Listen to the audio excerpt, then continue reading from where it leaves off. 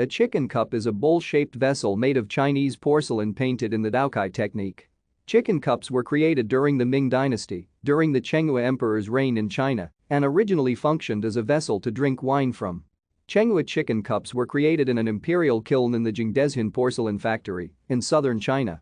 The Emperor Chenghua had the chicken cup created in the 15th century as an act of devotion for his empress mother, who was recorded to have an appreciation for small objects and valued a simple design taste.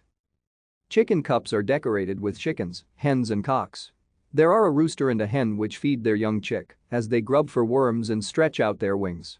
The chickens on the cup are interpreted as representing core dynastic Chinese values, such as continuing the family line and nurturing the young. There are currently 13 authentic Chenghua cups held by museums and 3 cups owned privately. Chicken cups from the Chenghua period do not have specific dates of production or identified artists recorded. During the Chenghua reign, the production of imperial wares had been influenced by the style of the previous reign during the Shuan period. Thank you for watching. Like and subscribe if you would like to view more of our videos. Have a nice day.